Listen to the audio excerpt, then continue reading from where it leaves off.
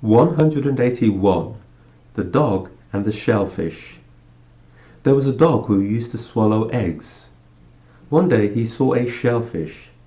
He opened his mouth and snapped his jaw shut again violently, swallowing it, because he thought it was an egg. But feeling a heaviness in his bowels, he became ill and said, "I only got what I deserve, I, who assume that everything round is an egg." This fable teaches us that those who undertake things recklessly get themselves into strange predicaments. 182. The Dog and the Hare. A hunting hound seized a hare and attempted both to bite it and lick its chops at the same time. The hare tired of this and said, "Hey you, either bite me or kiss me, so that I can know whether you are enemy or friend." This fable applies to an ambiguous man. 183. The Dog and the Butcher. A dog bounded into a butcher's shop and seized a heart while the butcher was busy, and then made his getaway. Turning round, the butcher saw him flee with it and shouted, "Hey you! Wherever you may run to, I'll have my eye on you, for you haven't made me lose heart, but caused me to take heart." This fable shows that accidents are often an education for men. 184. The Sleeping Dog and the Wolf. A dog lay asleep in front of a farm building. A wolf pounced on him and was going to make a meal of him when the dog begged him not to eat him straight away. "At the moment," he said, "I am thin and lean, but wait a little while. My masters will be celebrating a wedding feast. I will get some good mouthfuls and will fatten up and will be a much better meal for you." The wolf believed him and went on his way. A little while later he came back and found the dog asleep on top of the house. He stopped below and shouted up to him, reminding him of their agreement. Then the dog said, "Oh, wolf, if you ever see me asleep in front of the farm again, don't wait for the wedding banquet." This fable shows that wise people, when they get out of a fix, take care of themselves all the rest of their life. 185. The Dog who Carried the Meat. A dog was crossing a river holding a piece of meat in his mouth. Catching sight of his reflection in the water, he believed that it was another dog who was holding a bigger piece of meat. So, dropping his own piece, he leapt into the water to take the piece from the other dog. But the result was that he ended up with neither piece. One didn't even exist, and the other was swept away by the current. This fable applies to the covetous. 186. The Dog with a Bell. A dog furtively bit people, so his master hung a bell on him to warn everyone he was coming. Then the dog, shaking his bell, swaggered about in the agora. An old bitch said to him, "What have you got to strut about? You don't wear the bell as a result of any virtue, but to advertise your secret ill nature." The secret spitefulness of boastful people is exposed by their vainglorious behavior. 187. The Dog who Chased the Lion and the Fox. A hunting hound, having spotted a lion, set off in pursuit of him, but the lion turned on him and began to roar. Then the dog took fright and turned back. A fox saw this and said to the dog, "My poor fellow, you chased a lion, but you couldn't even endure his roar." One could relate this fable with regard to presumptuous people who mix with those more powerful than themselves in order to denigrate them, but then turn and run away when faced by them. 188. The Gnat and the Lion. A gnat once approached the lion and said, "I'm not afraid of you because you're not any stronger than me. And if you think otherwise, show me what you can do. You can scratch with your claws and bite with your teeth, but that's no more than a woman can do to her husband. As for myself, I am more powerful than you, and if you don't think so, let's fight." Sounding his horn, the gnat swooped down on the lion, flew into his nostrils, biting him there and on the hairless parts of his face. The lion tore himself with his own claws until, unable to get hold of the gnat, he was forced to give up. The gnat, having vanquished the lion, buzzed around sounding his horn, chanted a victory song and flew off. But shortly afterwards, the gnat became entangled in a spider's web and was eaten. As he was being devoured, he wailed, "I, who defeated the strongest of all creatures, am destroyed by a mere spider." 189. The Gnat and the Bull. A gnat had settled on a bull's horn. After he had been there for a while and was about to fly off, he asked the bull whether he would after all like him to go away. The bull replied, "When you came, I didn't feel you, and when you go, I won't feel you either." One could apply this fable to the feeble person whose presence or absence is neither helpful nor harmful. 190. The Hares and the Foxes. One day the hares, being at war with the eagles, called the foxes to come to their aid. "We would come to help you," called the foxes, "if we didn't know who you are and with whom you are fighting." This fable shows that those who come into conflict with persons who are more powerful despise safety. 191. The Hares and the Frogs.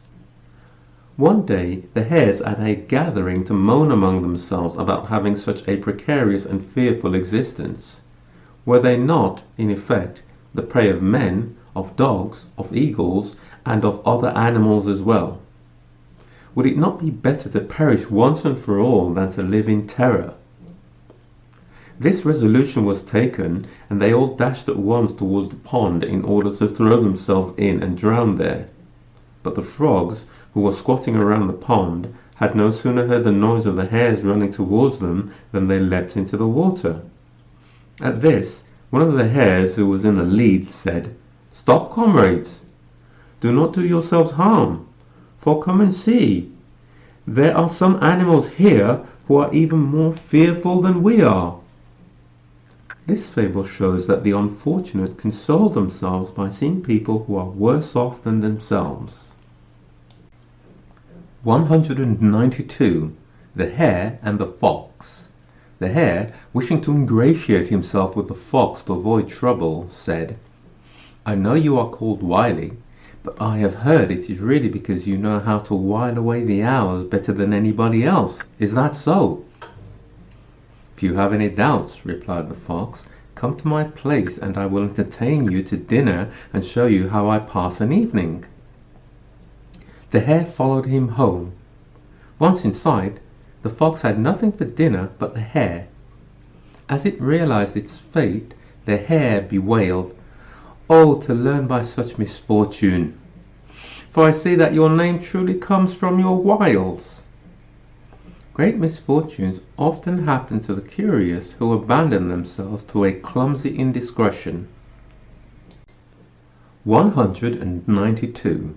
The Hare and the Fox. The hare, wishing to ingratiate himself with the fox to avoid trouble, said, "I know you are called wily, but I have heard it is really because you know how to while away the hours better than anybody else. Is that so?" "If you have any doubts," replied the fox, "come to my place and I will entertain you to dinner and show you how I pass an evening." The hare followed him home. Once inside, the fox had nothing for dinner but the hare. As it realized its fate, the hare bewailed, "Oh, to learn by such misfortune! For I see that your name truly comes from your wiles." Great misfortunes often happen to the curious who abandon themselves to a clumsy indiscretion. 193. The Seagull and the Kite. A gull ruptured his gullet swallowing a fish and lay dead on the beach. A kite spotted him and said, "You've only got what you deserved, since, being born a bird, you looked for your living in the sea." Thus, those who abandon their real trade to take up one alien to them are deservedly unfortunate. 194. The Lion and the Vixen. A vixen criticized the lion for only ever bearing one child. Only one, she said, but a lion. Do not judge merit by quantity, but by worth. 195. The Royalty of the Lion. A lion who became king didn't get angry and was neither cruel nor violent, but gentle and just, like a man might be. During his reign, the Lion King called a general assembly of all the birds and beasts for the purpose of sanctioning legal arrangements to bind the wolf and the lamb to live together in perfect peace and harmony, as well as the panther and the chamois, the tiger and the deer, and the dog and the hare. At the great assembly, a hare was heard to say, "How I have longed to see this day! The weak can take their place at the side of the strong without fear." When justice reigns in the state and all judgments are fair, the meek may also live in tranquility. 196. The Aging Lion and the Fox. A lion who was getting old and could no longer obtain his food by force decided that he must resort to trickery instead. So he retired to a cave and lay down pretending to be ill. Thus, whenever any animals came to his cave to visit him, he ate them all as they appeared. When many animals had disappeared, a fox figured out what was happening. He went to see the lion, but stood at a safe distance outside the cave and asked him how he was. "Oh, not very well," said the lion. "But why don't you come in?" But the fox said, "I would come inside if I hadn't seen that a lot of footprints are pointing inwards towards your cave, but none are pointing out." Wise men note the indications of danger and thus avoid them. 197. The Shut-in Lion and the Ploughman. A lion entered a ploughman's animal shed. The ploughman, wishing to capture him, shut the door behind him. When he found that he was trapped, the lion killed all the sheep and ate them, and then attacked all the cattle. The ploughman became so alarmed for his own safety that he opened the door, and the lion escaped as quickly as he could. After the lion had disappeared, the ploughman's wife, finding him wailing, came up to him and said, "Well, it serves you right. How could you want to shut up the lion, a beast who ought to make you tremble even at a distance?" People who incite the powerful must bear the consequences of their own folly. 198. The Amorous Lion and the Ploughman. A lion once fell in love with the daughter of a ploughman and asked for her hand in marriage. Not being able either to make up his mind to give his daughter to a ferocious beast or to refuse him because he feared him so much, the ploughman thought up the following idea. As the lion continued to press him, he told him that he deemed him worthy to be the husband of his daughter, but decided that he could give her to him on one condition, that he would pull out his teeth and cut his claws, for it was those that frightened the young girl. The lion willingly resigned himself to this double sacrifice because he loved her. But no sooner had he done this than the ploughman had nothing but contempt for him, and, when he presented himself, drove him from his door with many blows. This fable shows that those who too readily trust others, once deprived of their natural advantages, are easy prey to those who had previously feared them. 199. The Lion, the Fox, and the Stag. The lion had fallen ill and was resting in a cave. He said to the fox, who was his friend and with whom he did a bit of business from time to time, "If you want me to live and be fierce again, go and beguile with honeyed words the big stag who lives in the forest.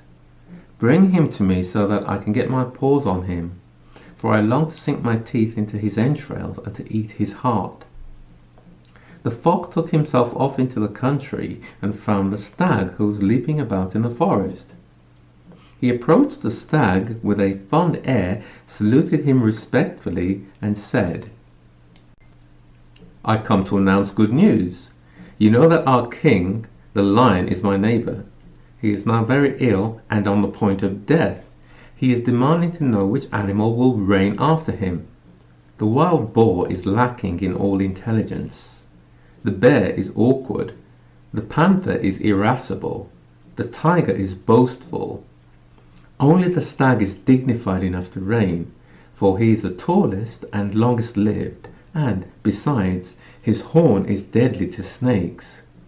But why go on any more? He has decided that you should become king. But now that I have brought you this good news, what may I have for being the bearer of it? Speak, for I am in the most terrible hurry, as I'm afraid his majesty will call me back. He cannot do without my counsel. If you wish to listen to the words of an old fox, I would advise you to come with me and wait nearby for his majesty's death. Thus spoke the fox. The stag's heart swelled with vanity at these words, and he went to the cave without suspecting what would happen. Then the lion leapt at him headlong. However, he merely managed to tear the fox's ears with his claws. The stag saved himself and fled with all haste into the woods. The fox clapped his hands in dismay at the loss of all his labor, and the lion began to moan and make great roars, for he was overcome with hunger as well as sorrow. He begged the fox to devise another way to beguile the stag. The fox replied, "It is an arduous and difficult task that you ask of me. Nevertheless, I will serve you once more." And then, like a hound, he followed the scent of the stag towards the forest, plotting deceit as he ran. He stopped to ask some shepherds if they had seen a bleeding stag. They pointed towards his resting place in the wood. The fox came upon the stag resting to get his second wind, and presented himself shamelessly to him. The stag, full of anger and with his spur all splattered with blood, cursed him. "You scoundrel! You will never get me to go to the lion's den again. If you so much as come near me once more, you will pay with your life. Go and fox others who don't know you. Go and choose other beasts to make into kings and get them all excited about it." The fox replied, "Are you so cowardly and faint-hearted? Is this distrust the reward that you give us, your good friends? The lion, in taking hold of your ear, was going to give you counsel and instruct you on the matter of your regal duties in the manner of someone about to die. But you cannot even take a scratch from the paw of a sick lion. At the moment, his majesty is angrier than you are and wants to elevate the wolf to the kingship." And the fox continued, "Alas, my poor wretched master! But come, do not be afraid. Be as meek as a lamb. For I swear by all the leaves of the trees and by all the springs that you have absolutely no cause to fear the lion. As for me, my only wish is to serve you." In thus deceiving the unfortunate stag, the fox induced him once more to go to the cave of the lion. When the stag entered the lion's cave, the lion had him for supper. He swallowed all the bones, all the marrow, and the entrails. The fox stood there watching him. The stag's heart fell to the ground. The fox snatched it and ate it to compensate himself for all his efforts. But the lion, having looked around for every morsel, could not find the heart, and asked where it was. The fox, keeping his distance, said, "The truth is, the stag had no heart. Don't even bother to look for it.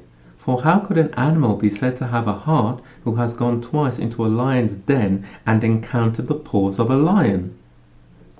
Thus, love of honor confuses reason and closes the eyes to imminent danger. 200.